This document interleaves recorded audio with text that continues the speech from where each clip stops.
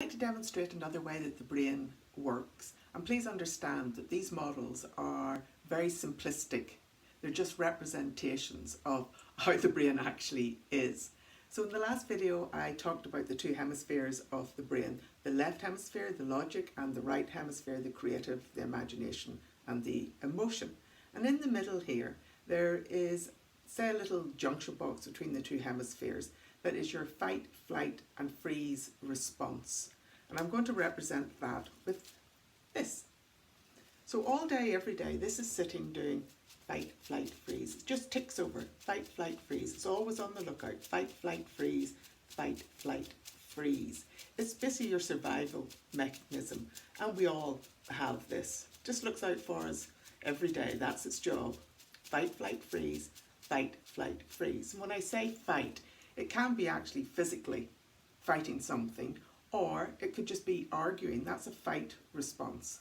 A flight response, again, physically running away from something, or potentially, say a bill drops it through the letterbox. You don't want to look at it. You know it's going to be a huge one and you don't want to see it. You put it in a drawer and try and forget it. And the freeze one is literally curling into a ball, pulling a blanket over your head and pretending you're not there. So fight, flight, freeze all day, every day.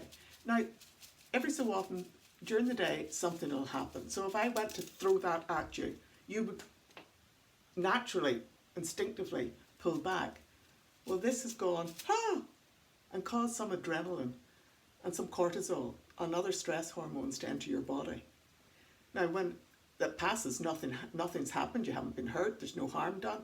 This will just close back down and go back to its normal ticking over. Fight, flight, freeze, fight, flight, freeze. Of course, there are times when something happens, this spikes, and it doesn't get to close down. Things haven't been resolved. Something happens and we get stuck with this staying open, which means that our body is constantly being flooded with those stress hormones, that cortisol and that adrenaline. So our body always feels in that nearly anticipation of something happening. And that is not good for the body, but that is how, over time, we can develop anxieties and fears and phobias that don't allow this to close down. And that stress is flooding the body on a daily basis. And what I do in my practice is that I allow people to let go of those phobias and those fears and those anxieties, so that this can close back down and go back to its normal fight, flight, freeze response.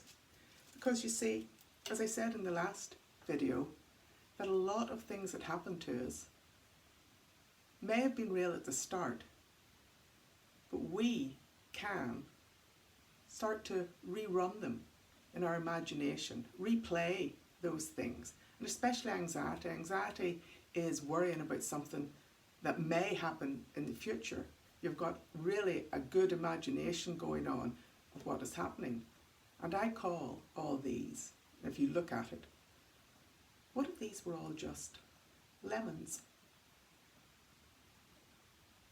My name's Jackie Brennan. Forward to seeing you in the next video.